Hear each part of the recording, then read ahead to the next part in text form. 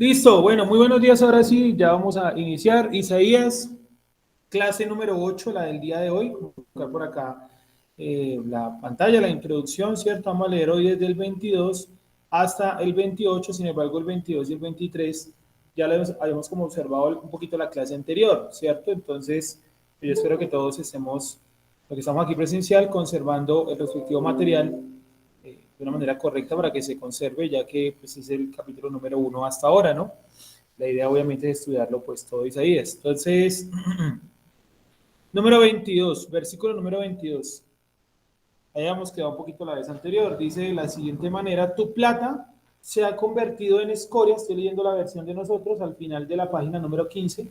Dice, tu plata se ha convertido en escoria. Dijimos la semana anterior que la palabra escoria y la palabra plata estaban familiarizadas, ¿no? Que escoria es sic, perdón, que plata es sic y que escoria es suc. Son palabras, digamos, familiarizadas.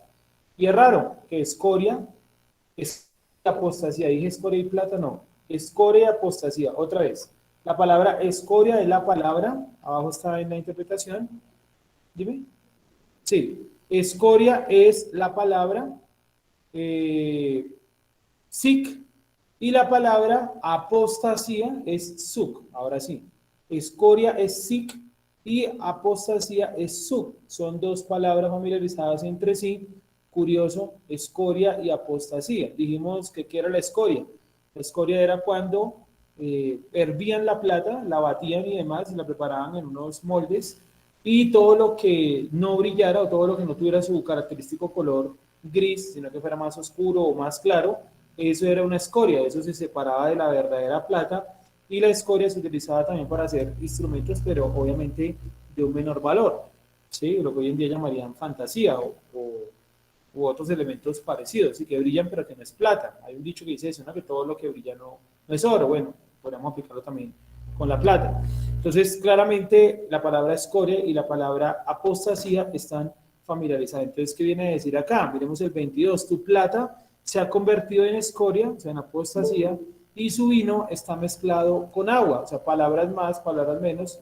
El creador está diciendo que como tal las acciones de Israel deberían ser como la plata, pero están siendo mezcladas con escoria, así como el vino se mezcla con el agua. Entonces, eso era mal visto en aquella época, mezclar el vino con el agua, supongo que hoy en día también, y se consideraba pues una falta como de autenticidad del vino, ¿sí? De calidad del vino. Entonces es lo mismo, cuando Israel mezcló su doctrina, sus ideas con otra cosa, se convirtió en plata con escoria o vino mezclado con agua. Es bien que nosotros podemos hacer vino mezclado con agua. ¿Qué podría ser vino mezclado con agua? Por ejemplo, que usted, no sé, guardará pesa, pero a los poquitos días también se le dará el Viernes Santo. Entonces tiene pues plata mezclada con escoria, ¿sí? Son las dos mezcladas, plata mezclada con escoria. Entonces, ahí lo podemos ver, ¿vale? Buenos días. Entonces, ahí tenemos plata mezclada con escoria. Cuando yo, por ejemplo, quiero guardar algo del creador y también guardo algo del mundo, es eso, plata con escoria, vino mezclado con agua. He sido claro, ¿cierto? Entonces, ¿qué es la apostasía? Es coger algo del creador y torcerlo. Por ejemplo, el don de las lenguas o hablar en lenguas es algo bíblico, está ahí. Sin embargo, si usted lo ve bien, ahí dice que hablaban eran unos idiomas específicos, partos, medas, elamitas, de sirene, ¿cierto? Unos idiomas muy puntuales. Y la gente hoy en día lo convirtió en una retaíla que no se entiende absolutamente nada y que la gente dice que solamente el espíritu puede entender. Y para volverlo aún mucho más caprichoso, lo llaman lenguas angelicales. Y eso no es verdad. Para empezar, pues digamos que cuando hablamos de lenguas angelicales, el texto ni siquiera dice eso, dice es como eh, lenguas elevadas. Y realmente, si nos ponemos bien detallistas a lo que él está hablando desde la lengua llamada arameo. Así se llamaba el arameo en aquel momento. O sea, él dice, aunque yo orase o yo hablase en lenguas angelicales, es el arameo, no es el rabacán, eso no es el arameo, es algo contextual. Y se los puedo demostrar tan fácil como esto. El Zohar, ¿en qué lenguaje está escrito originalmente? En arameo. Porque los cabalistas dicen que los ángeles no entienden el arameo, que ellos entienden hebreo, pero arameo no. Entonces, el lenguaje que se llama lenguaje angelical es el lenguaje llamado hoy en día arameo o siriaco, ¿vale? Entonces no caigan que no, que es un lenguaje que solamente Dios entiende. No, eso es falso, eso es mentira. Por eso Pablo dice que él prefiere hablar una o dos palabras con entendimiento que sonar todo un discurso sin ningún tipo de norte ni sentido, ¿vale? ¿Alguna otra pregunta hasta ahí? ¿Ya? ¿Eres tú? Sí. Vale, ¿de dónde surgieron las lenguas como las utilizan hoy en día? ¿Alguien falta de hoja? ¿No? ¿Sí te hace falta alguna? Que sea la 38 y la 39, ¿no? ¿De dónde surgieron esas lenguas como las conocemos hoy en día? De los movimientos pentecostales en Estados Unidos, ¿sí? Surgió principalmente en unas comunidades negras. En este momento se me va el nombre del pastor, el pastor o el que incluyó eso de hablar en lenguas, pero eran todos unos pentecostales allá en Estados Unidos y como ustedes saben, ellos fueron los fundadores del pentecostalismo aquí en Colombia. Entonces, pues, simplemente fue traer de allá para acá. Y pues como los colombianos, los latinoamericanos nos enseñaron que todo lo hecho en Estados Unidos es, mejor dicho, súper sorprendente y a veces no lo es. Entonces, nos metieron la idea de que ese supuesto evangelio era pues algo súper novedoso y pues sinceramente no lo es, ¿vale? ¿Qué más podemos mencionar acerca de eso? Esa mala idea, ¿verdad?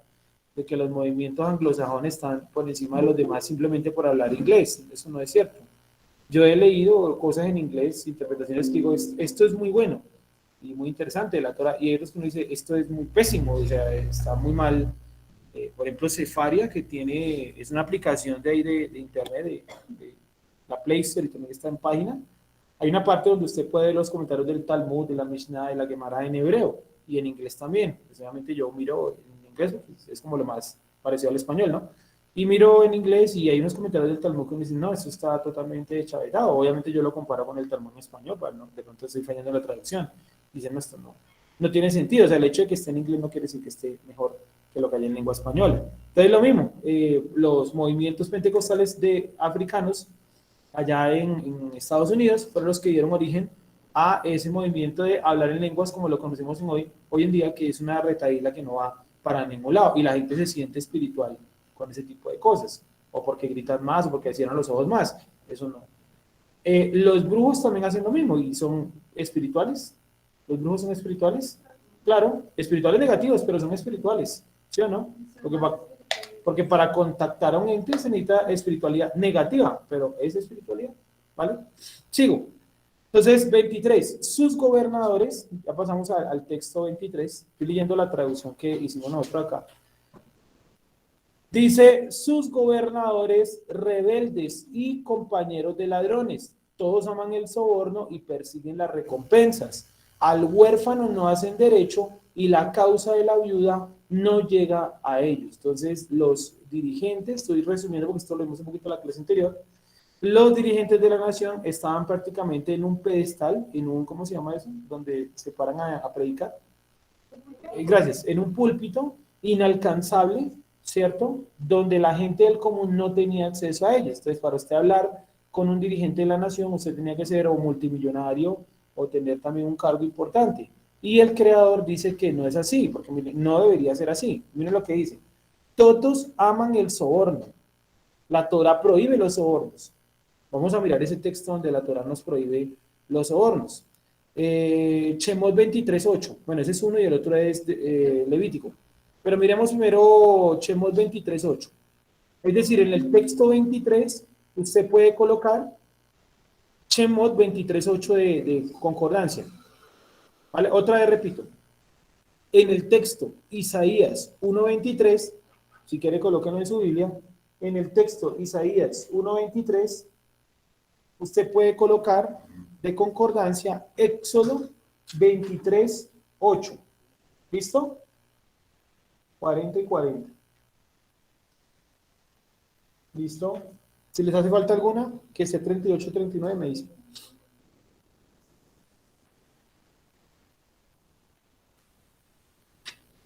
Otra vez, en Isaías 1:23 pueden colocar de cita Éxodo 23:8. Y ya que están por ahí escribiendo, escriban de una vez esta. Levítico 19:15. Levítico 19:15. ¿Esa no está en tu Biblia? ¿No? Ah, vale. Levítico 19:15. Levítico 19:15.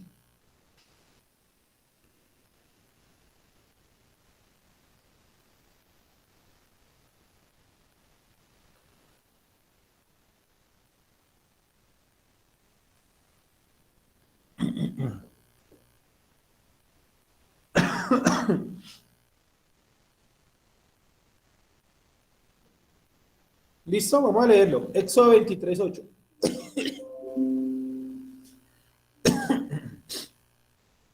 Éxodo capítulo número 23, versículo número 8.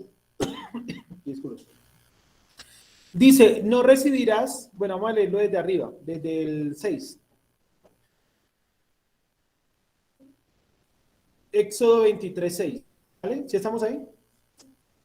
Dice de la siguiente manera, no pervertirás el derecho de tu mendigo en su pleito. De palabra de mentira te alejarás y no matarás al inocente y justo, porque yo no justificaré al impío. 8. No recibirás presente, porque el presente ciega a los que ven y pervierten las palabras de los justos. Aquí no está diciendo que usted no pueda recibir regalos. Está diciendo es que los jueces no pueden recibir presente. La palabra ahí es cohecho.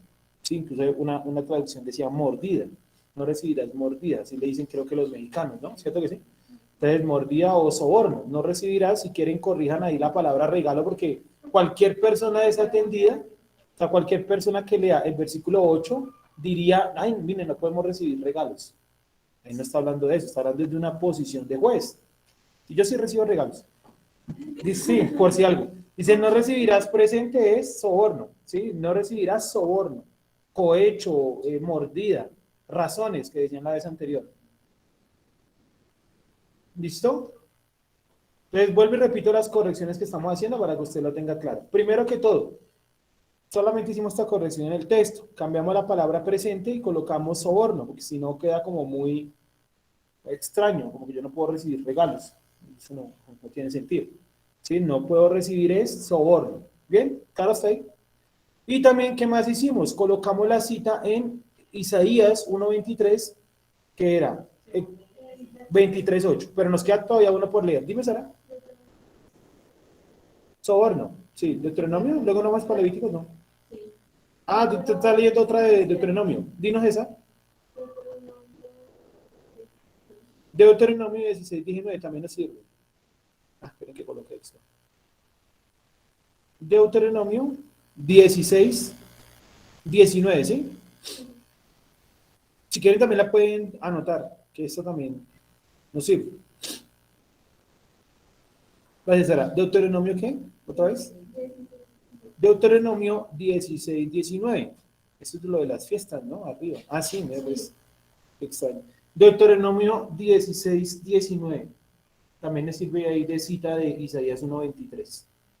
Y verán que ahora se va a poner buenísimo porque ya vamos a entrar ahora sí a una profecía del futuro.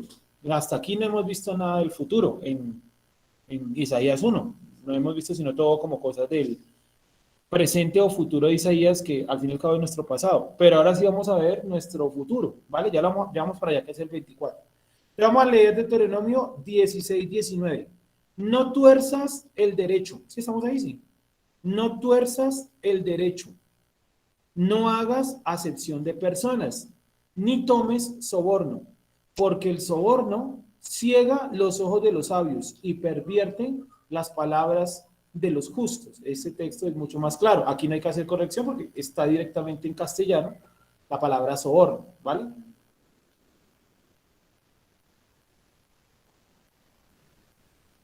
Listo, yo creo que ya todos tomaron notica, ¿cierto? Vamos entonces a la otra que es Levítico 19:15.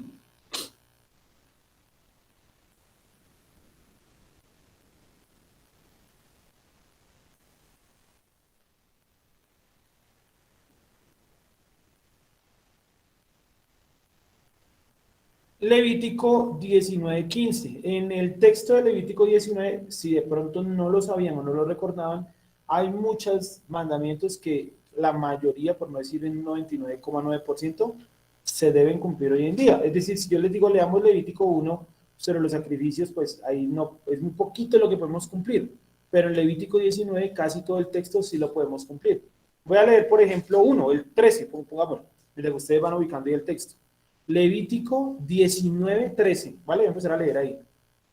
Otra vez repito, todo el texto de Levítico 19 se puede cumplir en su mayoría, pongámosle en un 99% en la actualidad. ¿Listo? Bien, ¿hasta ahí todo claro? Entonces dice el 13, no oprimirás a tu prójimo, ni le robarás. Bien. Listo. Por acá. No oprimirás a tu prójimo, ni le robarás. No retendrás el salario del jornalero en tu casa hasta la mañana. Eso es lo que hacen muchas empresas y bueno, supongo que es como culpa de los bancos un poco, ¿no? Que pagan un viernes y dejado para hasta el lunes y la gente el domingo y el sábado pues pasándola un poco mal. Algunos, ¿no? Porque dicen, ay, ¿por qué no roben? No toda la gente ahora, ¿sí? No oprimirás a tu prójimo. 14. No maldecirás al sordo y delante del ciego no pondrás tropiezo, sino temor de tu Dios, yo el creador. Aquí están midiendo obviamente las intenciones, ¿sí? 15. No harás injusticia en el juicio, ni favoreciendo al pobre, porque yo también puedo caer en ese pietismo, en esa falsa humildad. No, ayudémoslo porque es pobre. Pobrecito, es pobre. Entonces ayudémoslo en el juicio. Si cometió un delito, así sea pobre o millonario, tiene que pagar por ese delito.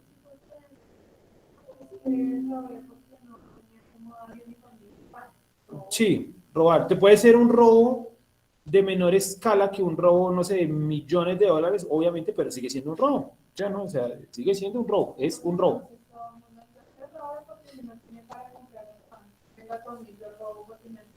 Sí, es lo que dicen, pues, con algunos grupos armados, ¿no?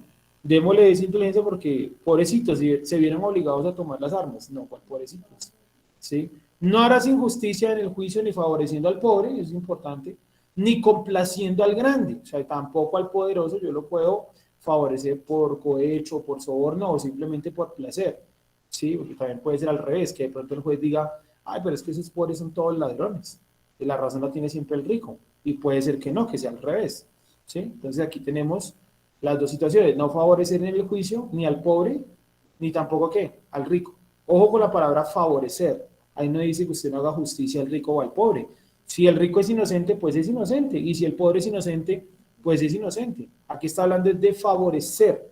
Favorecer, o sea, inclinar usted como juez, como persona que tiene autoridad, inclinar el juicio a favor de uno porque es pobre o a favor del otro porque es rico. O sea, tomando esa premisa. Es rico, entonces yo lo voy a favorecer. Es pobre, pobrecito, yo lo voy a favorecer. Es eso lo que está diciendo el texto. ¿Alguna pregunta hasta ahí? ¿No? Sigo. Volvemos nuevamente a Isaías 1:23. Dice el 23, Isaías 1:23. Sus gobernadores rebeldes y compañeros de ladrones, todos aman el soborno y persiguen las recompensas. Al huérfano no hacen derecho y la causa de la viuda no llega a ellos. Es decir, volvemos nuevamente sobre los huérfanos y las viudas, que no estaban siendo escuchados por los jueces. Es como hoy en día, yo escuchaba, veía un programa X en algún canal sobre restitución de tierras y decía que cuando se trata de restitución de tierras, los jueces tienen la orden de escuchar todos los casos, así sea una parcela de 1 metro por 1 metro. Sin embargo, que decía que muchos de los jueces le dan prioridad a las grandes fincas y demás que perdieron personas terratenientes, ¿verdad? Para que la recuperen, que le dan prioridad a esos casos porque ellos dicen que una parcela o un campo pequeño no importa. Sí, tal vez para el juez no importa, pero para la persona que la perdió sí importa. Entonces dice que los mayores beneficiados de la restitución de tierra son los grandes terratenientes y que la gente que perdió por ahí una finca, una casita en el campo, en alguna vereda, en la selva, donde sea, pues que ellos se quedan sin restitución. ¿Por qué? Porque los jueces dicen, pero una finca, ¿eso a quién le importa? Pues a la persona que la perdió. Entonces decía que es un acto de crueldad, de corrupción que cometían los jueces aquí en Colombia de restitución de tierras. Entonces vemos ahí que el texto dice que la causa de la viuda no llega a ellos. Entonces parece que ellos que estaban haciendo, inclinando solamente el oído a los que tenían pues mucho dinero, diciendo, venga, su caso sí lo tomamos, usted tiene dinero, No, que viene una viuda que está desamparada, que la dejaron sin tierra, nada, eso no. El rico, primero, ¿sí? Y eso no puede ser de esa manera. 24, por eso, bueno, en algunas corrientes fariseas, no en todas, en algunas escuelas fariseas más bien, tenían la costumbre de no comer ni con pobres, ni con viudas, ni con huérfanos. Esa era una costumbre de algunos fariseos, no de todos. Se sentaban aparte y comían aparte. Y cuando veían que Yeshua comía con todo el mundo, se sorprendían y decían, pero ¿cómo él siendo rabino se sienta con todo el mundo? Porque él era de otra escuela farisea. ¿Vale? Entonces aquí, vemos, lo anotamos. Dame un segundito. Hola.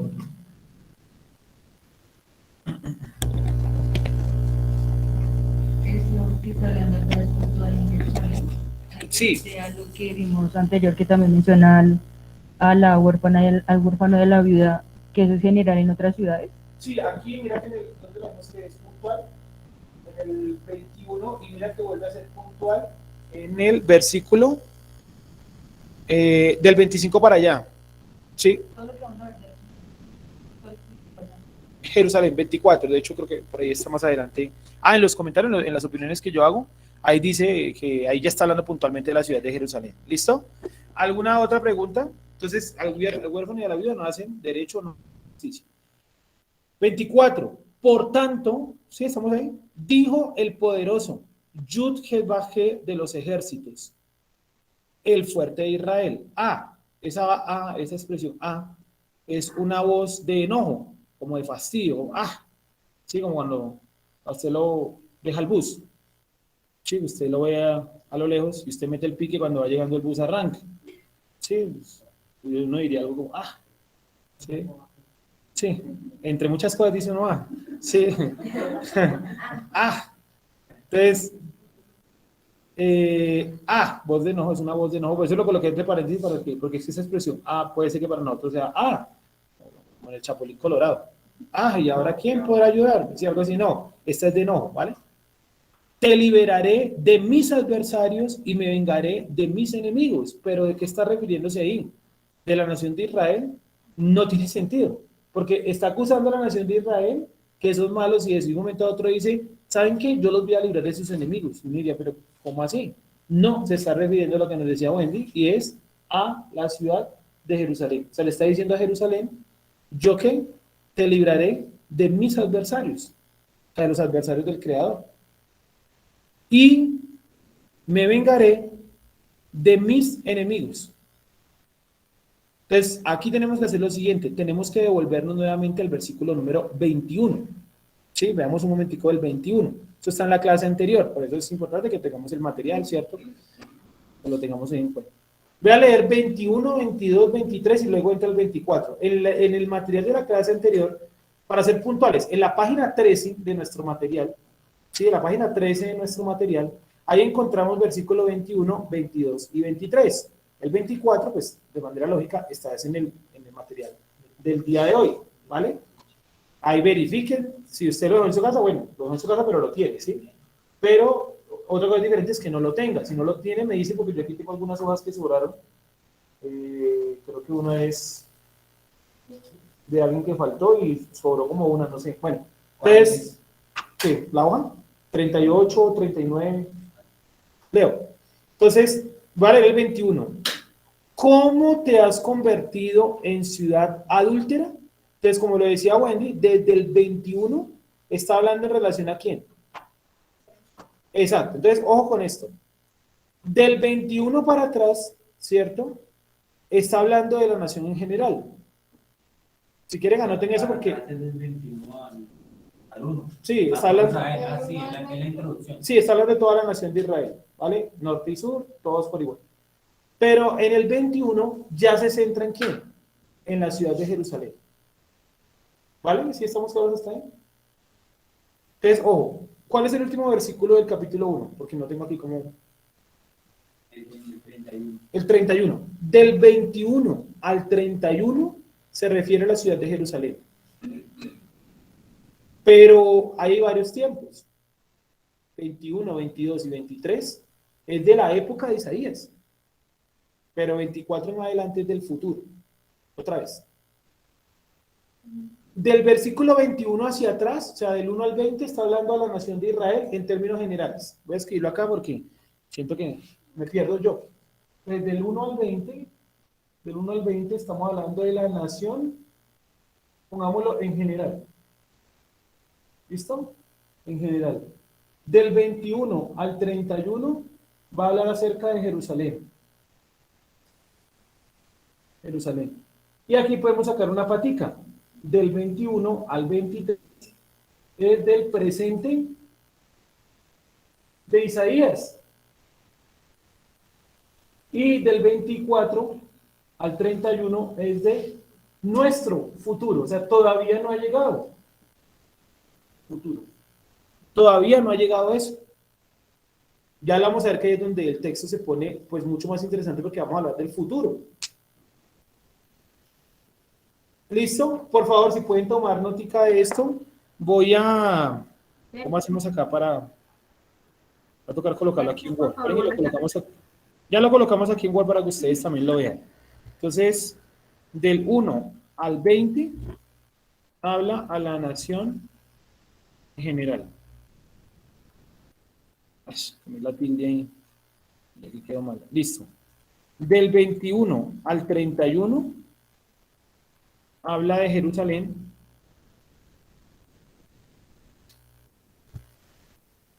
Habla de Jerusalén. Sin embargo, del 21 al 23, habla del pasado de Isaías. Y del 24 al 31, perdón, qué pena, sí, del presente de Isaías, gracias. Y el 24 al 31 habla del futuro de nosotros, o sea, algo que todavía no ha sucedido, que es lo que no hemos leído, ¿vale? Por favor, tomen nota de eso.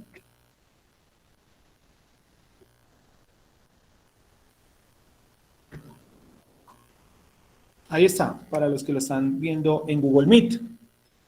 Del versículo 1 al versículo 20 habla de la nación en general.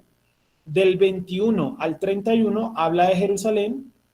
El 21 al 23 habla del presente de Isaías. Y del 24 al 31 habla del futuro de nosotros.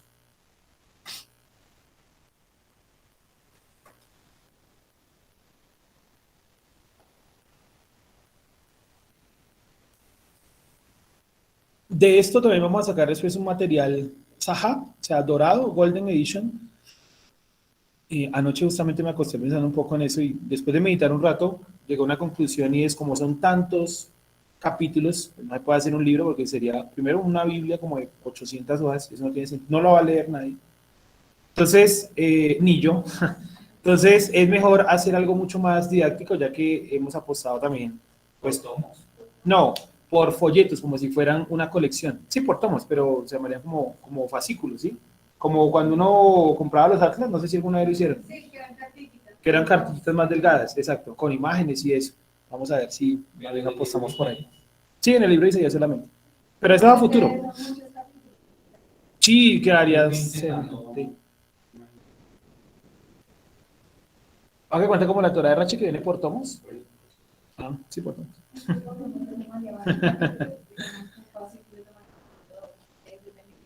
Dependiendo del tema, dependiendo de otras cosas. Bueno, entonces, del 1 al 20, la nación en general, del 21 al 31, Jerusalén, se va a hablar de Jerusalén, pero aquí en esto tenemos una subdivisión que del 21 al 23 habla del presente de Isaías, y del 24 al 31 habla de nuestro futuro, o sea, una restauración que aún no ha llegado. O sea, uno le puede preguntar, que es, digo yo que es como el punto flojo del judaísmo y es las profecías, ¿sí?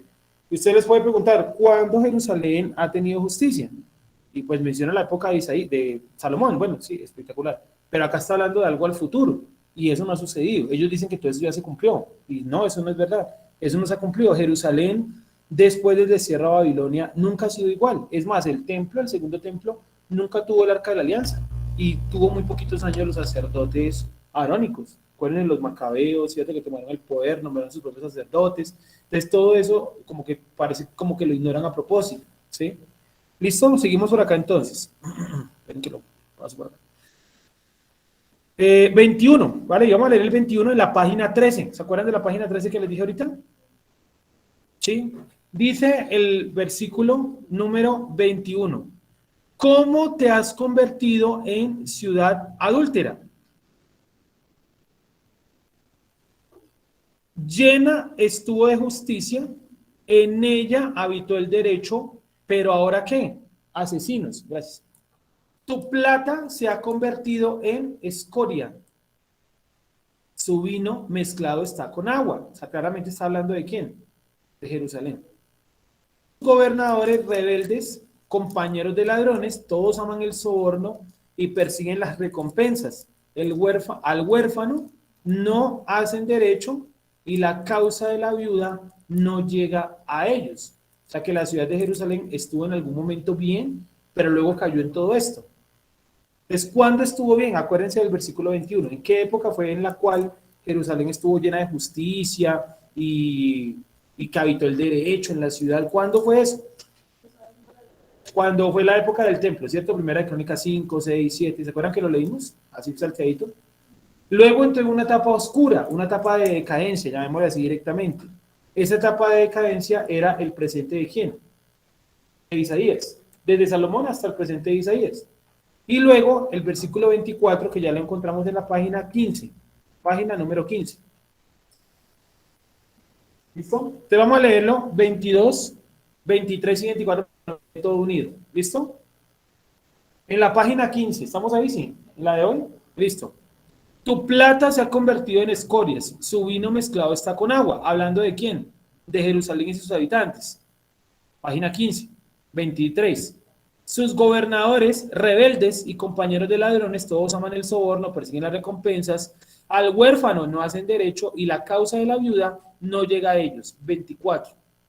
Por tanto, dijo el poderoso Yud-Heh-Vah de los ejércitos, el fuerte de Israel, te libraré de mis adversarios, me vengaré de mis enemigos. Entonces, el Eterno le dice a la ciudad de Jerusalén, yo voy a quitar ¿qué? Mis adversarios. Y también voy a quitar ¿qué? Mis enemigos. ¿Sí lo vemos ahí? Exactamente, que vendrían a ser todos los corruptos que está mencionando atrás. Pero vamos a ver estos textos. Por ejemplo, ¿qué dice la Biblia que es un enemigo de Dios? Santiago 4:4. Entonces, si quieren, pueden colocar de referencia en Isaías 1:24, coloquen Santiago 4:4. Otra vez. En Isaías 1:24, ¿cuál van a colocar? Santiago 4:4. ¿Listo? Esto es para que complementen ahí sus escritos bíblicos. Aunque algunas Biblias traen algunas de las citas que yo digo, otras de pronto no.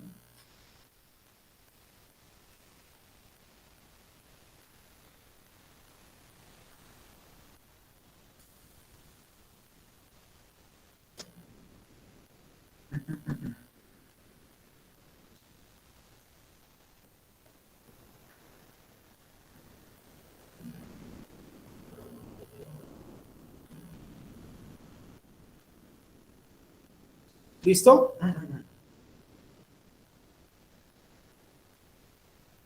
Leo. Santiago, capítulo 4, versículo 4. Voy a buscarlo por acá. Santiago 4:4. Dice, oh, almas adúlteras, ¿no sabéis que la amistad del mundo es enemistad contra Dios? Cualquiera, pues, que quiera ser amigo del mundo, ¿qué pasa? Se constituye enemigo de Dios. Es decir, yo no puedo guardar Shabbat y guardar también Navidad y ir los domingos a misa. Es un buen ejemplo. Yo no puedo cumplir lo que les decía al principio, no sé, Sukkot, y a los poquitos días disfrazarme. Saben que Sukkot a veces cae como por la época de octubre, ¿no? Entonces, yo no puedo armar el Sukkot y a los 15 días ponerme el disfraz. No, ¿cierto? Entonces, cualquiera que se hace amigo del mundo, crea una enemistad con el Creador. Hace una enemistad con el Creador, ¿vale? ¿Qué es ser amigo del mundo? Bueno, eso es muy amplio, es un concepto muy amplio que no vamos a profundizar tanto ahorita, pero pues dejar la Torá, ¿cierto? Guiarse por el camino del mal, ¿cierto? Abandonar los preceptos, no volver a las fiestas, todo eso hace referencia como tal a ser enemigo del Creador. ¿Listo? Volvemos nuevamente a Isaías. Entonces dice de la siguiente manera: por tanto, dijo el poderoso Yuhei de los ejércitos, ¿cierto? Sebaot es ejércitos, el fuerte de Israel. Una voz de no. Te libraré de mis adversarios y me vengaré de mis enemigos. O sea, el Creador está diciendo, todos los dirigentes corruptos que están en Jerusalén, yo los voy a sacar. ¿Sí me van a entender? Yo les pregunto, ¿eso ya ha sucedido? O sea, ¿ya sucedió del todo? Sería la pregunta correcta. No. Ahí seguimos viendo que, por ejemplo, siguen aprobando leyes para favorecer a las comunidades LGBTI, que siguen apoyando, por ejemplo, el crecimiento de algunas religiones, como en la tierra de Israel. Pues, si crecen acá, pues crecen acá y está bien. Acá no importa. Sí, en la India no importa. ¿Importa es dónde? En Jerusalén, porque estamos hablando de Jerusalén. ¿Sí? Entonces, permiten el crecimiento, por ejemplo, en Jerusalén, de acciones o de religiones malvadas, ¿cierto? Como el Islam. Israel, esta semana, por ejemplo, vi al primer ministro, se me olvida el nombre del nuevo primer ministro, que lo vi reunido con el, no sé, rey, príncipe, algo así de Arabia Saudita, que fortaleciendo los comerciales cuando los árabes saudíes han financiado abiertamente a Hamas, o sea, no tiene sentido. Entonces, aquí es como si mañana, bueno, aquí en Colombia ya pasó, ¿no? Que hacen acuerdos de paz con ciertos grupos armados y, bueno, el problema no es el acuerdo de paz, el problema es la justicia, ¿sí? Que el proceso de paz no lleva a justicia. Entonces, cuando hay injusticia, pues se va a incrementar, ¿qué? La violencia, es como lógico. Entonces, vemos acá que esto no ha sucedido, o sea, que esto como tal, desde el 24, no sé si ustedes estén haciendo algo así en sus Biblias, colocar un asterisco, un color, yo que sé, hay gente que utiliza resaltadores, marquen del 24 al 31 con un color que indique que eso es una cosa del futuro, ¿vale? Del 24 al 31 algo que diga, miren, todo esto es del futuro, o háganle un paréntesis, o yo que sé, algo que indique esto, o colóquenle una F de futuro, ¿sí? Para que usted se acuerde y diga, oiga, sí, estamos hablando del futuro, porque hay cositas, vuelvo y repito, que ya se cumplieron, pero otras no. Es bueno tener como claro que no se ha cumplido. Entonces, ¿cuándo él va a sacar? Esa sería una buena pregunta. ¿Cuándo él va a sacar a todos los dirigentes malvados que hay en la ciudad de Jerusalén? Cuando Yeshua venga. Sí, porque el último dirigente malvado de la ciudad de Jerusalén, ¿cómo se llamará? El antimashia. Bueno, su posición, ¿no? Porque el nombre no lo conocemos. Su posición es la del antimashia, ¿sí? Él es el último gran dirigente, ¿sí? Malvado en Jerusalén. Y el que lo saca es el Mashiach. Nadie más lo puede sacar. Yo supongo que mucha gente se va a oponer al gobierno del anti-Mashiach, no por cuestiones teológicas o religiosas, sino por simple poder político. Y el anticristo los va a reprimir, va a calmar esos brotes de violencia, porque él es un líder en todos los sentidos de la palabra, militar, económico, social, etc. ¿Sí? Supongo, vamos a suponer que apareciera el día de hoy, tendría un medio de difusión muy grande, yo qué sé, un canal de YouTube, un canal de Twitch, algo donde él llevara sus ideas, porque eso va a tener un impacto y él va a utilizar lo que haya a disposición en ese momento, ¿sí? No sé, las pantallas y todo eso van a permitir la difusión de esas ideas, así como hoy en día. Hoy en día, pues a mí me impresiona que surgen bailes en otros países con música y terminan en esta zona del mundo también, la gente haciéndolo y demás. O sea, hay una gran difusión de las ideas, ¿sí o no? O sea, es un buen momento para aquellos que les gusta difundir ideas, porque hay como la facilidad para hacerlo por el internet, principalmente. Naftali Bennett. Naftali Bennett. Así se llama, sí, ese es el... Sí, Naftali Bennett, gracias. Listo, continúo. Entonces, y volveré, no, 24. Entonces, quitará a los adversarios y los enemigos de él, que pues ya lo estamos diciendo, son los dirigentes malvados de la nación, que hasta el día de hoy están ahí. No lo digo tanto por él, porque pues realmente pues cogí como lo primero que me vino a la mente, ¿sí? Pero podemos colocar cualquier dirigente de la nación de Israel y todos han tenido actos de corrupción, porque si no, pues serían el Mashiach, obvio, ¿no? Lógico. 25. Y volveré mi mano sobre ti, pero ¿sobre quién? Sobre Jerusalén. Entonces, si quieren, coloquen ahí Jerusalén al ladito, porque si no, uno lee esos textos en el contexto y se enloquece, porque cree que está hablando sobre uno. Y yo este texto lo vi leído en la iglesia a la que yo iba y decían que Dios iba a volver la mano sobre mí, que Él me iba a purificar. Pues obviamente yo dije, amén, claro, Él me va a purificar. Pero en el contexto me está hablando de Jerusalén. Sí, hay textos donde dice que Él me va a purificar, pero este no. Hay salmos donde dicen que lo va a hacer, Romanos, hasta la misma Torah en Deuteronomio y en el libro de Números y en Levítico también, pero como tal este texto no me sirve a mi posición personal, está hablando de Jerusalén, ¿vale? Juan Pablo, te escuchamos.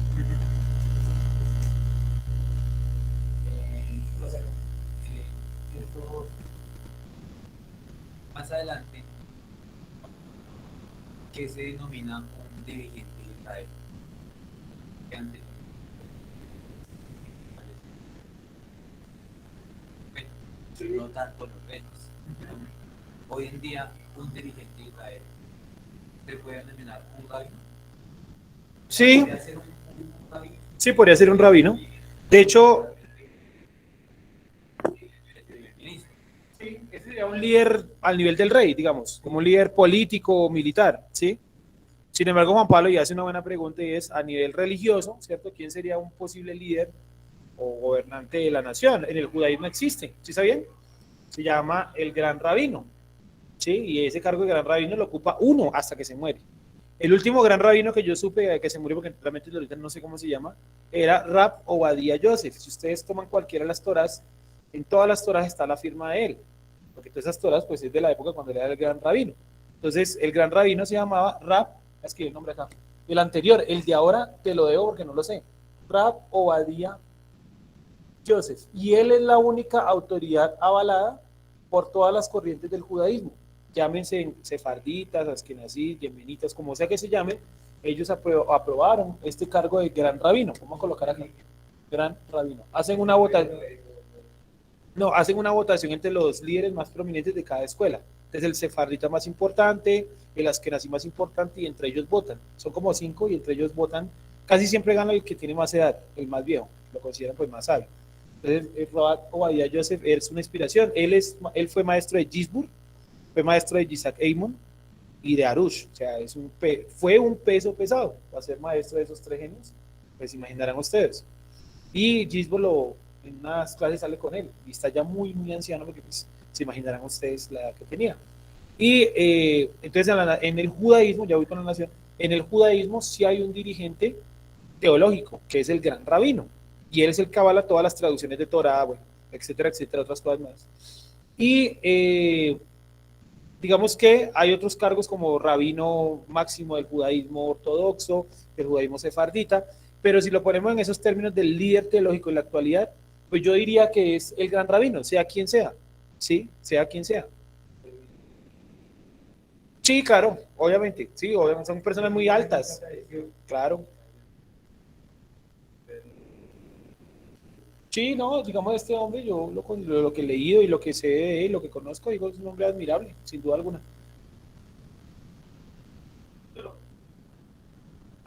Mejor. Bueno, de todas maneras, digamos que acá en el texto dice que no le hace justicia al huérfano ni atiende en los asuntos de la vida. Pienso que los dirigentes religiosos de Jerusalén en este momento, de alguna otra manera, no entran dentro de este proceso porque en realidad ellos en este momento no están llevando como tal la dirección del pueblo, o sea, solamente están conservando la tradición y conservando pues la Torah. Y ya en el aspecto político actual de Israel, pienso que ellos sí tendrían que de alguna otra manera llevar la responsabilidad de la disciplina israel, porque ellos son los que están permitiendo la contaminación del territorio. Los políticos. Claro, sí, porque por ejemplo de ellos, gran rabino, pues ellos buscan es que la Torah se extienda, bueno, que las enseñanzas se extiendan, y pues ellos a la larga dentro del territorio de Jerusalén son una minoría, ellos no están como tal dirigiendo al pueblo, en el aspecto religioso sí, pero en cuanto a la administración como tal del país, Ah, te entiendo. O sea, no tiene un control político o geográfico de la tierra, sino los políticos. O sea, digamos que ese juicio no caería sobre ellos porque al fin y al cabo ellos no están haciendo ese delito de traer cosas paganas a la tierra. Al contrario, esos son supremamente celosos, son los ortodoxos más ortodoxos que hay. Estamos de acuerdo. Es una buena postura. Y de todas maneras, vemos que al final el judaísmo sufre una fractura y es en el libro de Zacarías y en el libro de Apocalipsis, que esa fractura manda a los cumplidores de Torah al desierto y los otros se quedan con el anticristo en lo político y lo económico. O sea que sí hay una fractura en el judaísmo entre los dirigentes políticos y los dirigentes religiosos. Claramente se nota, hasta el día de hoy se nota. Bennett, él es practicante del judaísmo, pero él es un político, no es rabino. Netanyahu también salía con kipá y encendiendo la menorá y eso, pero él no es un líder religioso, él es un líder ¿qué? Político, actúa como político, no actúa como religioso. ¿Sí? ¿Vale? Continuamos. Entonces, 24 ya, ¿cierto? El sistema administrativo se ha perdido mucho, ¿no? Sí. Porque anteriormente poder,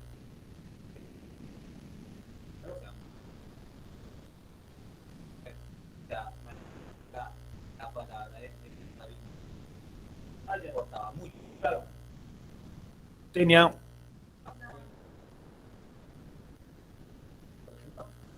Sí, ha perdido poder. Además que los asuntos políticos de ahorita de Israel no dependen como tal de la soberanía, sino de lo que permitan la ONU. O sea, ellos no pueden como tal políticamente hacer lo que se les venga en gana, entre comillas, sino que les toca, o sea, y si la ONU dice ustedes no pueden de ninguna manera con constitución impedir el acceso o lo que sea, por ejemplo, la comunidad LGBTI no lo pueden hacer. Exacto. No hay una soberanía real, ¿sí? Excepto en los países musulmanes que ellos sí hacen lo que quieran, ¿no? Pero porque son los dueños del petróleo, bueno, ya pagan con otra moneda. Sí, dime. Yo también quiero opinar. Dale. Pues yo creo que también, pues, uno piensa que porque son judíos todos son practicantes y pues de todas maneras eso sucede como en todas las religiones. O sea, todos podemos ser judíos, pero todos no practicamos y todos tampoco practicamos Torah. Entonces es lo mismo, ¿no? Cada uno, como lo dice en el 24, todos tienen también sus intereses, ¿cierto? Sí, exactamente, tal cual. Sí. Que ahí habría que definir que un judío, eso es lo que dice Pablo, que un judío no es lo externo, que puede tener toda la instrumentaria externa, le dicen lo interno, en el cumplimiento de qué, de la Torah, eso dice Pablo. Entonces yo puedo ser de familia judía, pero no ser practicante. Entonces no me llaman judío por herencia familiar, más no por práctica, y yo creo que deberían llamarse por práctica, no por herencia familiar. Sin embargo, la gente dice judío por herencia familiar, no por práctica, porque la gente no identifica qué es la Torah, ¿vale? Sigo. 28, no, ¿qué vamos? 25, y volveré mi mano sobre ti, ahí pueden colocar Jerusalén, y purificaré, limpiaré tus escorias y quitaré toda tu impureza. ¿Hablando de quién? De Jerusalén. Todo esto es del futuro, esto no ha pasado. ¿Cuándo él va a quitar finalmente todas las escorias, todas las mezclas, todo lo que está contaminado en Jerusalén? Hasta que venga el Mashiach. No es que falta el reinado máximo, que es, bueno, el reinado inferior, pero máximo para los seres humanos, que es ¿cuál? El del anticristo. Falta esa contaminación. Nosotros no la hemos vivido y quién sabe si la vayamos a vivir. Falta esa contaminación final. Entonces, por lo tanto, nosotros no podemos decir que el 25 ya se cumplió. No, porque todavía falta quitar ¿qué? Lo que no ha llegado. Y sin contarlo hoy en día, que está, por ejemplo, una mezquita. Eso es una escoria. Donde debería estar algo sagrado, algo elevado, esta es un lugar de idolatría, porque no vamos a decir ahora que los musulmanes no son idólatras. Ellos son idólatras, o no son idólatras, son idólatras. Para empezar, Alá, ya lo he dicho varias veces, era un antiguo dios que de origen hindú que representaba el agua, y por eso, femenina además, y por eso su símbolo es que la media luna, porque ese era su símbolo de adoración. ¿Por qué adoraban a ese dios? La familia de Mahoma. Sí, a ver, les cuento rápidamente. La Meca, que era un lugar de idolatría. De hecho, la misma autobiografía de Mahoma, él dice que la Meca era un lugar donde los peregrinos llegaban a adorar a sus dioses y tenían un lugar con 360 dioses. Pero el clan de Mahoma se impuso sobre los otros clanes de comerciantes e impusieron su dios, Alá, el dios del agua. ¿Sí? y por eso tomaron a Agar como matriarca. ¿Se acuerdan ustedes que en la Torá dice que Agar se estaba muriendo de sed y que un ángel le sacó agua de un pozo y que él ¿cómo se llama el pozo? Bueno, yo no, mira, por favor, en ese pasaje. Creo que se llama el viviente que le ve, algo así, ¿cierto? Pero ¿cómo se llama en hebreo? Ellos tomaron esa enseñanza y esa es la piedra angular de su religión, el agua, un dios del agua, porque nuestra matriarca Agar iba a morir y le salió agua.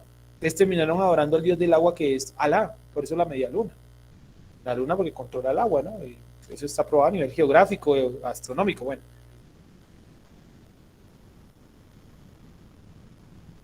Ahora, al ángel, ellos dicen que ese ángel era el ángel de ellos, ¿no? El ángel Gabriel, que también supuestamente le reveló las tablas a Mahoma, ¿no? Unas tablas del Corán, bueno, lógica. ¿Quién vio las tablas? Solamente Mahoma. Mahoma sabía leer y escribir, no. Es que fue lo que vio. No, es que Dios leyó que entendía. Eso es un cuento súper, es más, preferiría ser cristiano. Es un cuento súper reforzadísimo, ¿sí? Reforzadísimo, sí, reforzadísimo a no más. Por lo menos los cristianos ahí, bueno, Jerusalén y ahí como un poquito de yeso, así, por lo menos guardan como la Biblia, bueno, pero, exacto, pero lo otro sí es un cuento de hadas, ni les cuento cómo dicen ellos que murió Mahoma, sí, eso es una locura. ¿Cuál es el nombre? No. Sí, ¿cómo le colocaron en hebreo?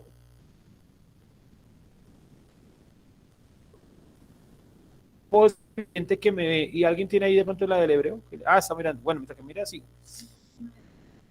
De Mahoma, sí. Dice, y volveré mi mano sobre ti y purificaré, limpiaré tus escorias y quitaré tu impureza. Acuérdense, al día de hoy todavía hay impureza en Jerusalén. Hay gente que le choca eso, pues sí, pero mientras que esté la mezquita ahí, ¿qué podemos hacer? ¿Es una escoria o es que eso es santo? ¿Cómo lo encontraste? La Jai Roy, el viviente que me ve, ¿sí? La Jai Roy. Ellos dicen que ese pozo es donde se manifestó por primera vez su Dios a Agar, su matriarca. Es un cuento supremamente, pues, loquísimo. Tengamos en cuenta que cuando los musulmanes escribieron el Corán, la Torah ya tenía 3000 años de antigüedad. Sí, es como si mañana yo cojo 100 años de soledad y le cambio Macondo y le coloco que fue allí en Fusagasugá. ¿Sí? Algo así por el estilo. ¿Sí me van a entender? Y entonces dentro de 200 años la gente dice, no, ¿cuál Macondo? Era Fusagasugá. Y matemos a todos los que dicen Macondo. Macondo, eso nunca existió. Es igual, ¿vale? Limpiaré tus escorias, quitaré toda tu impureza. 26. ¿Y yo quién lo hará? El Creador, no un ser humano. O sea que no hay ser humano que se proponga restaurar Jerusalén que lo logre. ¿Cuánta gente ha tratado de restaurar Jerusalén? Los cruzados. Bueno, empecemos en otro. Trajano, ¿cierto? Un romano. Fue el primero que dijo, hay que modificar Jerusalén, quitemos el templo, hacemos una plaza, metemos ahí a Zeus, y eso nunca lo pudo hacer. Luego vinieron otros tipos, otros romanos también con el mismo cuento, fracasaron. Luego vinieron algunos musulmanes, mamelucos, mongoles, todos han tratado de restaurar Jerusalén, ninguno ha podido. Luego los británicos, los franceses, Napoleón, ninguno pudo. Todavía hasta el día de hoy mucha gente se propone restaurar todo en Jerusalén, eso es imposible. No hay un ser humano que lo pueda hacer. ¿Quién es el único que lo puede hacer? El Creador. El 26, miren lo que dice. Y yo, o sea, el Creador, ¿cierto? Restauraré tus jueces. Y ojo, también incluye el anticristo. El anticristo va a traer una falsa ¿qué? Restauración a Israel, a la nación, a la ciudad de Jerusalén. Una falsa restauración. Tanto que dice que construyó el templo. Eso es una restauración, pero es una falsa restauración. Por eso nosotros, vuelvo y repito lo que dije hace 2 clases, nosotros no podemos caer en eso de que queremos el tercer templo. No, ¿cuál queremos el tercer templo? Que el tercer templo es una señal de que ya está cerca el tiempo. Ah, bueno, eso es algo diferente a que yo desee el tercer templo. ¿Sí? Sigo. Y yo restauraré tus jueces como al principio. ¿Pero cuál principio? ¿Cuándo fue la primera vez que el Creador colocó jueces en la nación de Israel? Con Moshe. Vamos a leerlo. Éxodo 18, 13. Si quieren pueden voltear la hoja en la parte de las interpretaciones Y vamos a sentarnos ahí en unos textos, ¿vale? Busquen donde dice 26 en la interpretación, lo que les estoy mostrando acá a los que están presentes. Exacto. Dice, el creador promete a la ciudad que restaurará todo el poder administrativo de la nación, tal cual como él lo estableció. Luego de esto, la ciudad será llamada ciudad de justicia y ciudad fiel, es decir, estos textos son para el futuro de la nación o ciudad, y aún no ha ocurrido. Entonces veamos. Cuando dice que él va a restaurar los jueces como al principio, ¿como a cuál principio? Éxodo 18:13. Éxodo 18:13.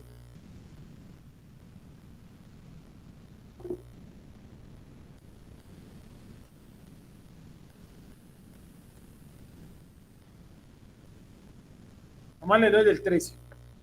Éxodo 18:13. ¿Sí lo vemos ahí? Dice, aconteció que al día siguiente se sentó Moshe a juzgar al pueblo, y el pueblo estuvo delante de Moshe desde la mañana hasta la tarde. Viendo el suegro de Moshe todo lo que él hacía con el pueblo, dijo, ¿qué es esto que haces tú con el pueblo? ¿Por qué te sientas tú solo y todo el pueblo está delante de ti la mañana hasta la tarde? Y Moshe respondió a su suegro, porque el pueblo viene a mí para consultar a Dios. Cuando tiene asuntos, viene a mí y yo juzgo entre el uno y el otro, y declaro las ordenanzas de Dios y sus leyes. Pues el suegro de Moshe le dijo, no está bien lo que haces, desfallecerás del todo tú y también este pueblo que está contigo, porque el trabajo es demasiado pesado para ti, no podrás hacerlo tú solo. Ahora, mi voz, yo te aconsejaré y Dios estará contigo. Está tú por el pueblo delante de Dios y somete tú los asuntos a Dios.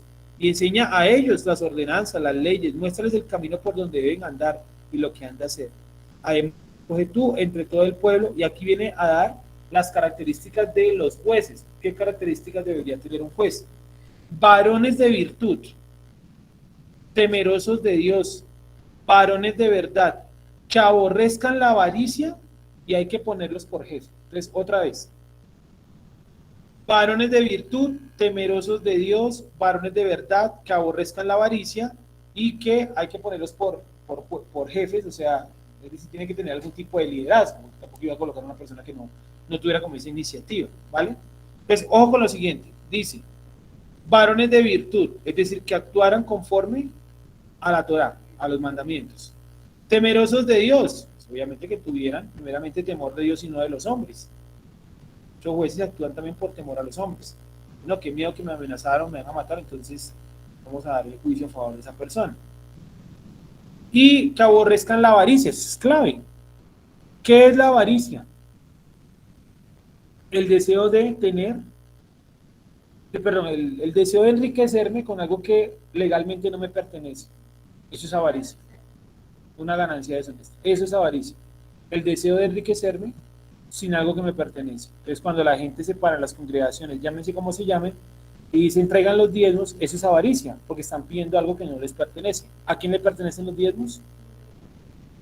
Los levitas, los sacerdotes, el huérfano, la viuda, ¿y qué más? Y el extranjero, ¿cierto? Cuando el creador pedía los diezmos eran para Dios. Dios necesitaba 1 kilo de arroz, 6 kilos de maíz. ¿Y qué tenía que un puesto de comida rápida? De arroz chino. No. Él pedía el diezmo, era para repartirlo, para que los sacerdotes lo repartieran. Dios no lo repartía, eran los sacerdotes, entre los 5 grupos que acabo de mencionar: sacerdotes, levitas, huérfanos, viudas, pobres y extranjeros. Conté diferente a los sacerdotes y los levitas que están en el mismo grupo. Sacerdotes, levitas, ¿cierto? Sacerdotes y levitas, huérfanos, viudas, pobres y extranjeros. 5. ¿Listo? El diezmo tampoco era de todas las semanas. ¿Cada cuánto era el diezmo? Anual. Había uno cada 3 años. Y bueno, es que el que está anual. Más de eso se recogían algunas ofrendas que también se repartían en la fiesta de Sukkot principalmente. Y me parece que me falta otra, creo que en Shavuot, si no me falla la memoria. Bueno, esas se las dejo en remojo. Pero en Sukkot se recogía y se repartía. Las primicias eran para los sacerdotes, que eran poquitas. ¿Listo? ¿Hasta ahí todo claro? Entonces, anual y en el tercer año, en un ciclo de 7 años. Eso tampoco era todas las semanas traigan los diezmos. ni cada mes, era anual, ¿vale? Entonces, varones de verdad que aborrezcan la avaricia, hacerme rico con algo que no me pertenece, es como si yo les dijera, bueno, como yo estoy acá, entonces al frente, ¿cierto? Yo soy el que guío la clase, entonces pues yo necesito que ustedes me den una cuota fija del 15%, porque eso recogen también los maestros en el judaísmo. En el judaísmo lo hacen, tendrá sus porqués y puede ser hasta válido, pero nosotros no, porque nosotros no somos judíos, esto no es una sinagoga, ¿sí? Entonces no se maneja de esa manera. Y ponlo sobre el pueblo por jefes de millares. Ese millares no es millones, es miles, ¿vale? Es algo que hay que tener en cuenta. La palabra millares indica es miles, de hecho debería decirse milares, no millares. Entonces, millares, no millones, de centenas, o sea, ¿de cuánto? De 100, ¿cierto? De 50 y de 10, ¿vale? Ese fue el orden que estructuró, digamos, el creador utilizando a Jetro, porque después vemos que Moshe aplica esto. O sea, y el creador nunca dice eso está mal. O sea, que eso estaba aprobado por quién? Por el creador. Era una manera de organizar el poder.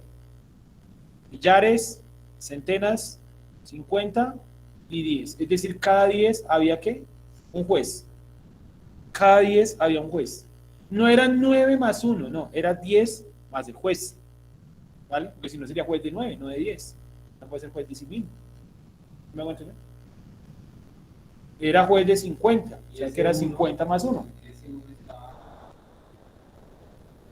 A otro grupo, o sea, él tenía también, pertenecía a un grupo donde había también un juez. Exacto. Es como muy parecido a lo que trataron de montar en las, ¿cómo se llaman? Las células, ¿no? En los grupos familiares. Eran los líderes, tenían un supervisor, entonces el líder era el líder ahí, pero pues cuando se reunían todos los líderes, era uno más, con los otros porque tenía un líder por encima y así, algo así. Trataron de montar, pues basados en esto, ¿vale? Seguimos en Isaías 1, 26. Entonces, ya dijimos que él iba a restaurar los jueces como al principio. Y dice, sus consejeros como al comienzo. ¿Cuáles son los consejeros? Los 70 ancianos. ¿Vale? Si quieren anótenlo porque no sé la Reina Valera cómo lo colocó, permítanme, ya miramos acá. En Isaías 1:26. Dice consejeros también. Sí, vale. Entonces, los consejeros, ¿quiénes son los consejeros? Son los 70 ancianos. 26, efectivamente, como dice la, ¿esto qué es? Así, consejeros. Consejeros, entonces esa palabra consejero hace referencia a los 70 ancianos. Él está diciendo que va a restaurar el sistema de los jueces, pero no solamente los jueces, va a restaurar que también los 70 ancianos. ¿Por qué se estableció que fueran 70 ancianos? ¿Cuántos de los hijos de Israel llegaron a Egipto? 70. Vamos a leer el texto. Éxodo 1:5, eso está en la hoja también, ustedes lo pueden ver en la parte de las interpretaciones, donde está el 26, ahí está, en Éxodo 1:5. Vamos a repartirlos para que nos rinda, ¿vale? Juan Pablo nos va a leer Éxodo 1:5. Búscanos Éxodo 1:5, nos vas a leer eso. Sara nos va a leer Éxodo 15:27. Y Claudia, Patricia, Éxodo 24:1. Si me permites el micrófono para que Juan Pablo arranque por acá. Te toca a ti Éxodo 15:27 y a Claudia Éxodo 24:1. Igualmente las citas están en el material, ¿vale? Para que no se estresen si no las alcanzaron a escribir. Ahí están en el 26b. Dale con Éxodo 1:5. ¿Cómo dice Éxodo 1:5? Todas las personas que le nacieron a Jacob fueron 70, y José estaba en Egipto. Listo. Entonces, 70 incluyendo a Joseph. Porque Joseph también nació ¿de quién? De Jacob. Yo no, ahí está diciendo que son 70, pero que, bueno, uno de los 70 estaba ¿en dónde? En Egipto. ¿Cierto? Es como si hubiera, tal persona tiene tantos hijos y uno que vive en Cali. No quiere decir que sean 15 más uno, no. Es que uno de esos 15 vive en Cali, ¿vale?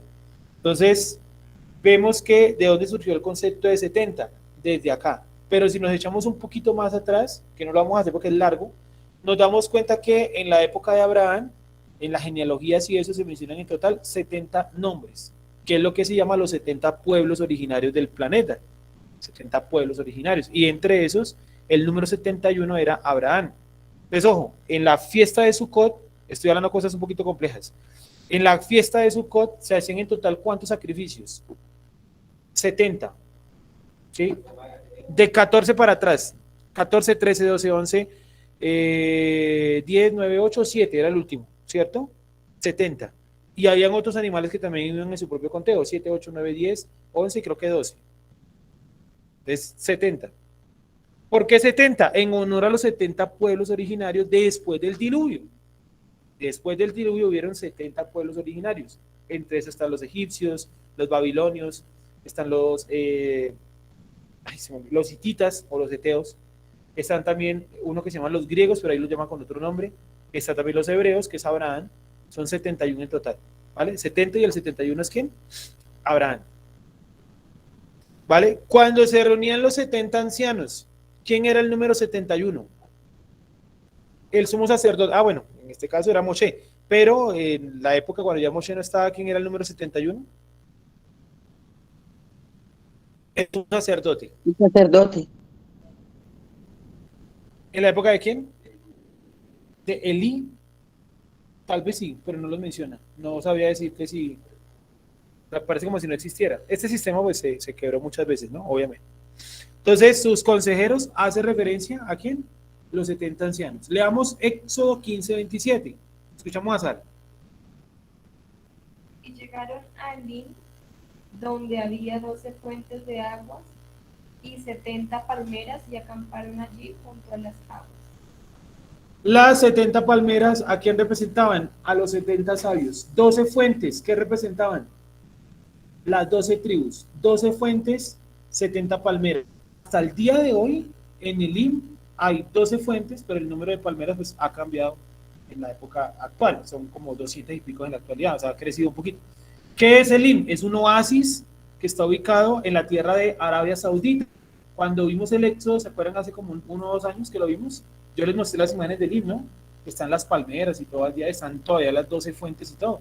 Es un relato real. Sí, es un lugar muy exacto, donde muchos decidieron quedarse en Elim, que ahí era el último punto donde había agua, ¿vale? O sea, habían 12 pozos. Dale. Perdón, Sergio, ¿qué representaban las 70 palmeras? A los 70 ancianos. Ya, gracias. Listo. ¿Por qué palmeras? Una buena pregunta. Sería una buena pregunta. ¿Por qué palmeras y no otro árbol? Primero, cuando están en el desierto, es contextual también, ¿no?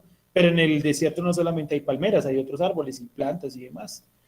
¿Se acuerdan que una vez les mostré una que cuando vimos, ¿cuál era esa? Creo que era el ricino, ¿no? Bueno, no me acuerdo, había una que disminuía su tamaño en el desierto, ¿no? Que se ponía como el tamaño de un arbusto y que realmente cuando tiene agua es un árbol enorme, ¿sí? Entonces ese es otro árbol del desierto, pero aquí se utiliza puntualmente palmeras. ¿Qué tiene que ver las palmeras? Tal vez por su durabilidad, Sergio. Sí, su durabilidad y también por una característica es la madera, o sea, su tronco. Una característica es que absorbe agua, ¿sí? Absorbe agua, pero es un árbol no invasivo, es decir, la palmera absorbe el agua que necesita, mientras que hay otro árbol que quita el agua a todos los árboles, a todas las plantas, o sea, chupa toda el agua, ¿sí? Mientras que la palmera es amigable, permite que otras crezcan a su alrededor. Nosotros deberíamos ser así como las palmeras, absorber el agua que necesitamos, espiritualidad, pero también permitir que otros crezcan a nuestro alrededor. ¿Listo? Bien, dale. Éxodo 24:1. Dijo el Eterno a Moshe: sube ante el Eterno tú y Aarón, Nadab y Abiú, y 70 de los ancianos de Israel, y os inclinaréis desde lejos. Sí, 70 ancianos. Desde ese momento ya está establecido esos 70 ancianos. Cuando decimos 70 ancianos no quiere decir que era un ancianato, un geriátrico. No. La palabra anciano o el término anciano indica es sabiduría, persona que tiene un conocimiento. Josué era uno de los 70 ancianos y él tenía apenas aquí alrededor de 30 años o menos. ¿Sí? O sea, vuelvo y repito, anciano no es geriátrico, es una cuestión de sabiduría, de posición. Dime. Cuando en la Torah dice los principales, se están refiriendo a los ancianos. Puede hacer referencia a estos 70 ancianos o puede hacer referencia a los ancianos de las tribus, que no necesariamente eran parte de los 70. ¿Sí me van a entender? O sea, habría que mirar bien a qué se refiere. Cuando dice, por ejemplo, los principales de Rubén, entonces no son de los 70 ancianos, son los principales de Rubén, ¿vale? O otro cargo. ¿Listo? Va, aquí está, justamente vamos para eso. Miremos un momentico los comentarios del versículo 26, lo que yo les di en el material. Ese es el orden como se organizaba el poder en la tierra de Israel. O sea, la nación de Israel tenía este orden de poder. Primero que todo, la autoridad máxima de absolutamente toda la nación, ¿quién es? Yuhebaje. Pues no tenemos que ir a Harvard para saber eso. El segundo es Yeshua, pero aquí me faltó algo. En Yeshua debía haber colocado lateral, o sea, guioncito, barra caída, el ángel del creador, porque usted no va a encontrar a Yeshua con su nombre Yeshua en el Antiguo Testamento. En el Éxodo no lo va a encontrar, pero sí va a encontrar al ángel del creador. Y les recuerdo que hay un pasaje de Éxodo donde dice que Dios le dijo a Moisés, yo coloco por encima de ti a quién, a mi ángel, y él no te va a perdonar. O sea que el creador designó su autoridad a un ser llamado como el ángel del creador, que es quién, pues es Yeshua. ¿Listo? ¿Me hice entender?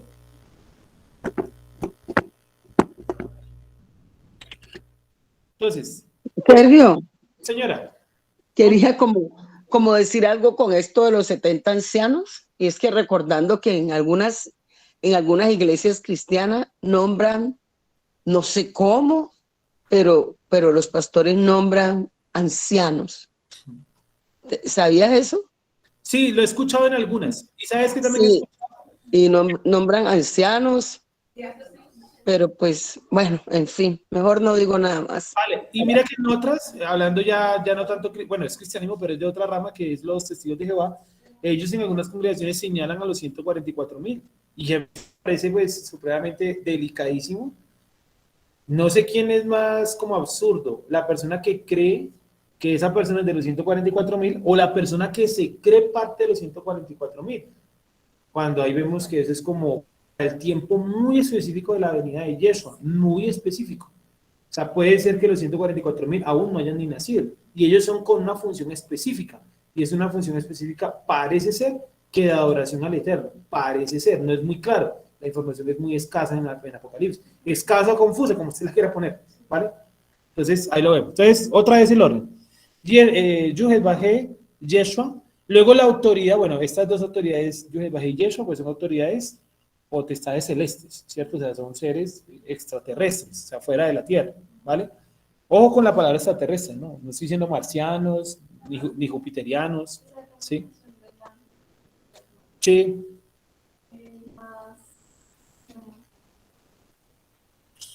Por ese tiempo de...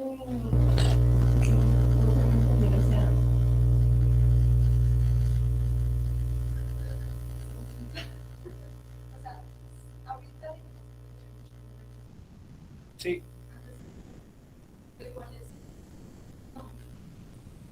Es una posición, es una posición. Por eso lo llama el ángel, o sea, lo especifica, ¿sí? No dice un ángel.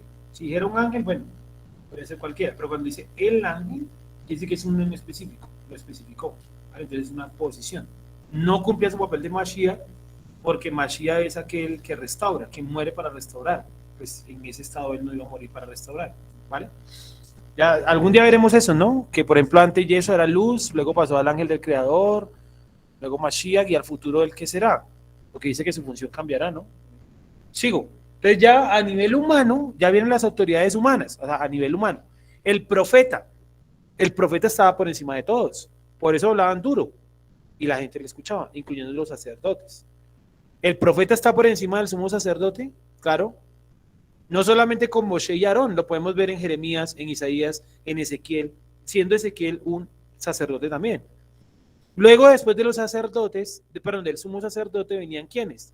Los sacerdotes. Luego venían los levitas, luego los 70 ancianos. Sin embargo, cuando se iba a tomar una decisión con los 70 ancianos, el sumo sacerdote también hacía parte, para hacer un número que impar, porque si no empataban 35-35. ¿Sí? Habían cosas que había que votarlas, ¿sí sabían eso? Tampoco era todo que los 70 votaran como una sola persona, ¿no? ¿Que son personas? Sí. Rey, luego viene el rey, que es la posición de David. Rey, también se le llama a veces juez supremo, como por ejemplo la posición que tenía Gedeón, era el juez, ¿se acuerdan el libro de los jueces? O también se le llama capitán. ¿Quién fue llamado capitán? Eso lo vimos. Muy bien, Saúl. ¿Se acuerdan que Dios dice que si el pueblo quiere un rey, Dios le va a dar un capitán. ¿Se acuerdan que lo vimos en Hebreo? Y dice que Saúl empezó a llamarse como rey, pero que Dios lo llamaba como capitán. ¿Estamos diciendo que Saúl sea malo o inferior por eso? No. Simplemente confundió su papel, como cualquiera de nosotros. Normal, digo yo. Capitán.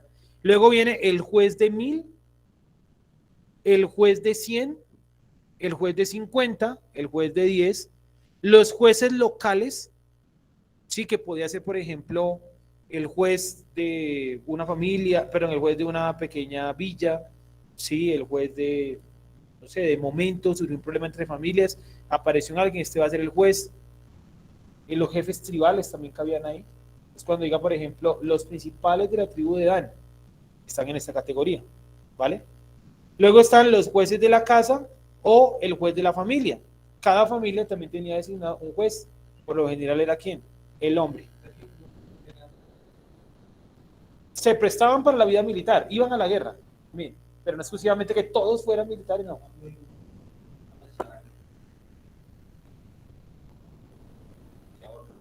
Sí. Sí, no lo hace. Los ahorcaron, lo mandaron a ejecutar. Moisés, como usted lo dijo en la clase, ¿no? Esta mañana, en la transmisión de Comenzando con la Torá, que Moisés parece que no quiere meter su mano en eso. Lo dijo, y designan a otros tipos que lo ejecuten. Ese es un error, porque Dios le dijo a Moisés, hazlo tú. ¿Por qué los otros qué iban a hacer? A negociar. Entonces la orden era directamente ¿con quién? Con Moshe. Eso es importante, esta paracha, eso está en esta paracha, ¿cierto? Bueno, sigo. No siempre, no siempre. Sería errado decir que todos. Sí tienen una autoridad, claro que sí. Por ejemplo, Débora, ella era una jueza, pero ella no era militar. Sí, dice que el pueblo iba y la consultaba, ¿no? Tenía un poder de juez. Pero cuando fueron a la guerra, ella no quería.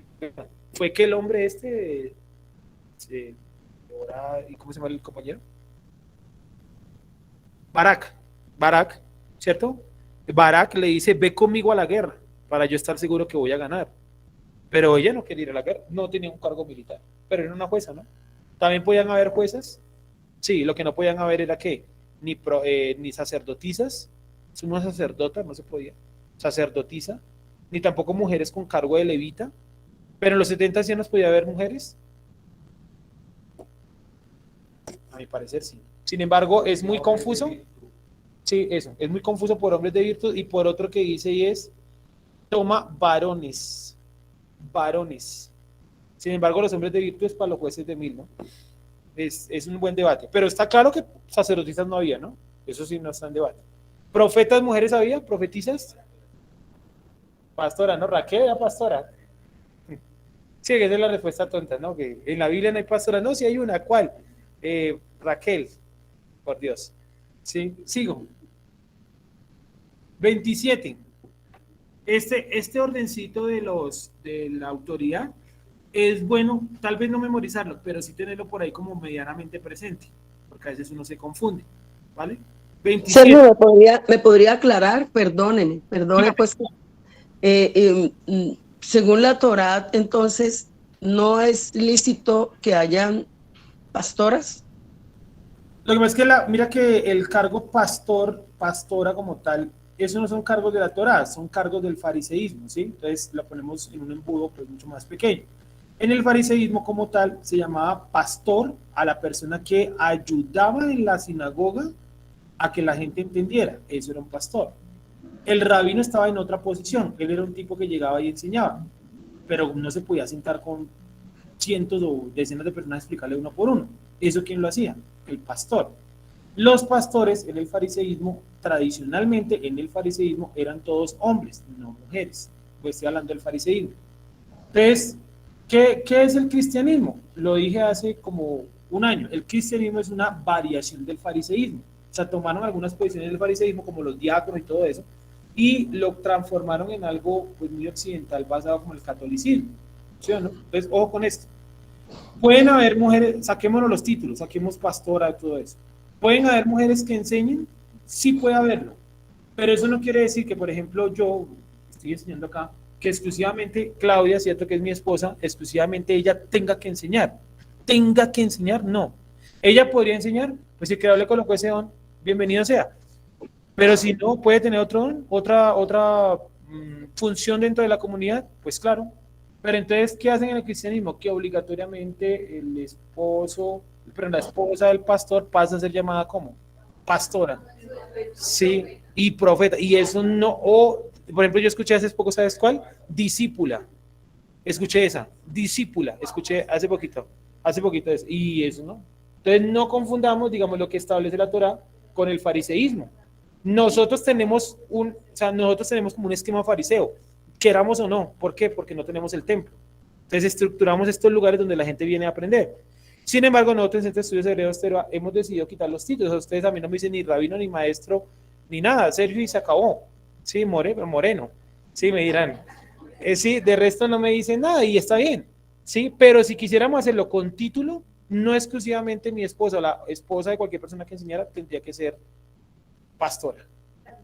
Sí, rabina hay sí, en algunas. Bueno, pero sí, perdón, pero sí se puede, porque es que, por ejemplo, los bautistas, Sí. ellos dicen que no, que una mujer por nada de la vida puede enseñar, ni se puede subir pues a un púlpito a enseñar nada. Ellos Sí, es vuelvo y uno de repito, los... sí. Y te entiendo y tienes toda la razón, es algo muy de los, como tú lo dices, ¿no? De los bautistas. Sin embargo, una persona podría enseñar, claro. Solamente el texto incluso dice que Pablo dice que para enseñar, tienen que utilizar ¿qué? El velo. Ese sí sería un requisito para las personas que enseñan, las mujeres. Por los ángeles. Eso dice Pablo, no se lo sacó Juan Pablo de la manga. Sí, dice Pablo, no Juan Pablo. Por Dios. Y ustedes saben que aquí, por ejemplo, hay mujeres que han enseñado. Claudia, bueno, en algún chaval lo hizo, ¿cierto? En algunos chavales. Jessica lo hizo también harto tiempo. Wendy también lo hizo harto tiempo, ¿cierto? Y pues sí lo pueden hacer. Sí.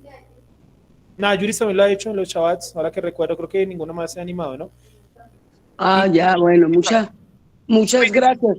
Vale. Gracias, Sergio. Listo. Ahora, nosotros aquí somos muy esquivos con los títulos, ¿sí? Porque como no somos judíos, pues tratamos de no tomar los títulos del judaísmo, pero que lo pueden hacer, claro.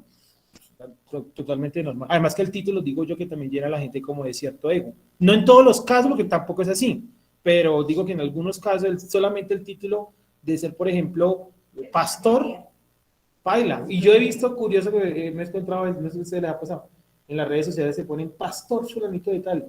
Digo, no sé, es cuestionable, ¿sí? Digo, no sé, es raro. Pastor. Sí, Yeshua es nuestro maestro, ¿cierto? Sí, exacto. La autoridad máxima, al nivel de ese nivel es Yeshua. Sigo. 27. Sión con justicia será redimida y sus conversos con derecho. Entonces, recordemos las clases anteriores. Dijimos en alguna clase que la palabra Sión podía tener por lo menos 3 usos. ¿Sí se acuerdan de los 3 usos? Miren los apuntes. Eso eran apuntes porque creo que no quedó en el material, me parece. Dijimos que podía tener 3 usos. Primero, Sión, la celestial. Sión, ¿el nombre de quién? De Israel. Y Sión, una montaña en Jerusalén. 3 usos, ¿sí lo recuerdan? Otra vez, la palabra Sión en la escritura hebrea tiene por lo menos 3 usos. Puedo estar errado, de pronto ya uno más, pero pues es lo que yo veo en este momento, 2021, 18 de diciembre. ¿Sí? Hay 3 usos de la palabra Sión. Uno es la Sión celestial, o sea, para referirse a la nueva Jerusalén. ¿Sí? Sí, acá. Sión Israel, que es el nivel espiritual. ¿Vale? El segundo es Sión, hablando de Israel, que hace referencia que a un nivel espiritual. Y el tercero es, como tal, un Sión, que es una montaña en Jerusalén hasta el día de hoy, donde se construyó la ciudadela de David. ¿Se acuerdan de eso? Entonces, ojo con el 27. Sión con justicia será redimida y sus conversos con derecho. ¿Ese Sion cuál es?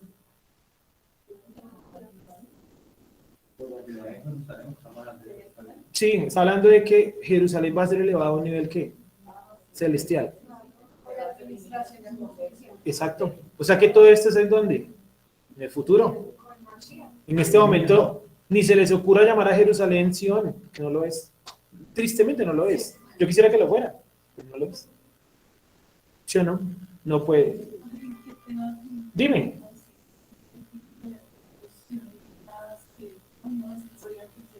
Vale. ¿Qué es el sionismo? ¿Sí o no? Que es una, con eso terminamos. Esta pregunta terminamos. ¿Qué es el sionismo? El sionismo es una corriente política, es decir, práctica, una corriente política, la cual dice que en la tierra de Israel únicamente deberían vivir los judíos, ¿sí o no? Y uno puede sentir afinidad por esa corriente política, porque ya la verdad yo preferiría que vivieran los judíos y no los musulmanes. O sea, preferiría una tierra solamente judíos y no judíos y musulmanes. O sea, yo siento cierta afinidad por eso.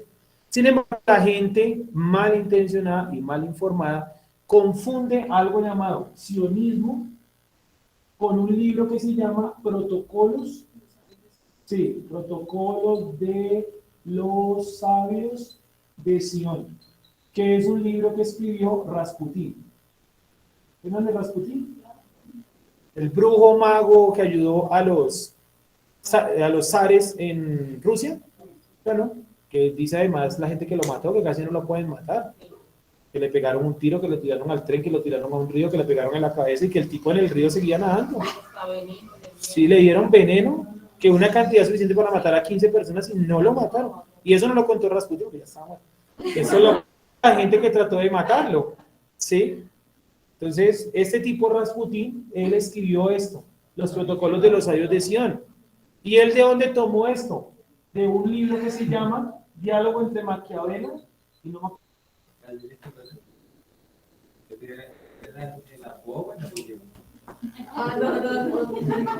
Treviño, Maquiavelo y...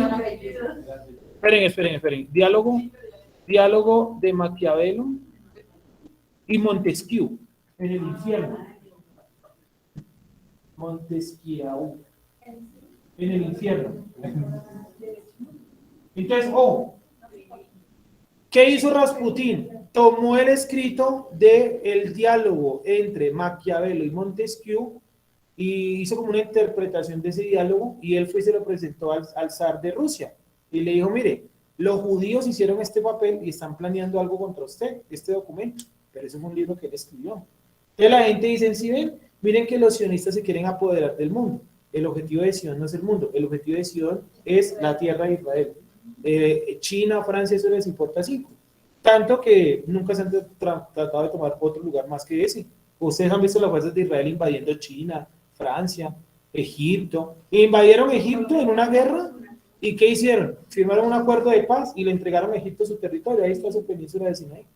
El objetivo del sionismo no es el mundo. Eso es un invento que la gente confunde sionismo con los protocolos de los sabios de Sion. Eso hay que tenerlo supremamente claro. Porque siempre hay gente que le dice, ay, es que usted es sionista, como si fuera un insulto. Pues sí, yo quiero que la tierra esté llena de judíos, la tierra de Israel esté llena de judíos. Si usted cree que sionismo es los protocolos de los sabios de Sion, pues está muy mal informado. ¿Sí me dice entender? ¿Vale? ¿Todo claro hasta ahí? Vamos a hablar hasta ahí por tiempo. La próxima clase retomamos en el 27 y leemos hasta el 31, ¿vale? Ahí terminamos el capítulo número 1, si Dios nos permite la próxima clase avanzar. Y ahí damos el folleto final, el desplegable final, ¿vale? ¿Alguna pregunta hasta ahí? Vamos a orar, vamos a darle gracias al Creador porque nos ha permitido aprender mucho el día de hoy. Búsquense de verdad eso del diálogo de Montesquieu, eso hay que tenerlo claro porque la gente siempre, el otro libro era los protocolos de los sabios de Sion, una obra escrita por directamente Rasputín. Y ustedes la leen y en la obra es un judío, bueno, un supuesto judío hablando en primera persona de cómo se van a tomar todo el mundo con estrategias políticas y demás. Está barato, 20,000 pesos. ¿Cómo? Un supuesto judío, sí, porque como lo escribió otra persona, es como si tú dijeras los protocolos de los sabios de Arabia Saudita y yo escribiera como árabe. Nosotros los árabes de árabe no tengo nada. Dime. Aquí en internet dice que vale 20,000 el libro. De hecho, creo que yo lo debo tener por ahí. Los protocolos de lo vi, lo digo porque yo lo vi. Sí, Subieron a la sí, y mira, es un PDF, sí, son como 120 páginas, es cortico. Y en este libro fue lo que Hitler basó también su libro Mi lucha, que él dijo, miren, nosotros tenemos que luchar contra los judíos porque miren el plan que ellos tienen en los protocolos de los héroes de Sion. Un tipo llamado Rasputin que no. El tipo odiaba a los judíos, él estaba buscando una manera de destruir a los judíos en Rusia. ¿Mm? Vamos a orar. No es casualidad que apenas apareció Rasputin, a los 5 años mataron a los zares. Un castigo del creador por perseguir judíos. Nunca habían matado a un zar en Rusia. Mataron a toda la familia, ¿no? ¿Cómo era el apellido de ellos? Los Romanov, eso. Vamos a orar. Padre, te damos gracias por tu misericordia, por tu bondad. Te alabamos, te exaltamos solamente a ti. Tú eres el único y verdadero Elohim de la nación de Israel. Tú eres la autoridad máxima de nuestra nación. Te damos gracias, Padre, porque en esta tarde has permitido que cada uno de nosotros pueda aprender tu palabra. También a aquellas personas que no pudieron asistir, pero que comúnmente vienen a esta clase. Ten misericordia de nosotros, de cada uno de los que se encuentran a la distancia, en la cercanía. Acuérdate del pacto que hiciste con Abraham, Isaac y Jacob, que entregaste a nuestros patriarcas, luego pasó a nuestros padres, nuestros jefes tribales, hasta nuestros días. Ha llegado ese pacto que tú entregaste a través de los profetas, que confirmaste también a través de Yeshua. Gracias te damos, Padre, en esta mañana por este Shabbat. Guárdanos en este Shabbat número 40 y coloca en nosotros inteligencia, sabiduría y fuerza física para lo que queda del Shabbat. Gracias te damos, Rey Eterno. Amén. Muchísimas gracias a los que nos ven en internet. Nos encontramos 1:30 en otro enlace. Yo se los envío ahorita más tarde. Shalom para todos y buena mañana. Buena tarde. Gracias, Sergio. Shalom. Shalom, buena tarde. Shalom, buena tarde, gracias. Shalom, que estén bien.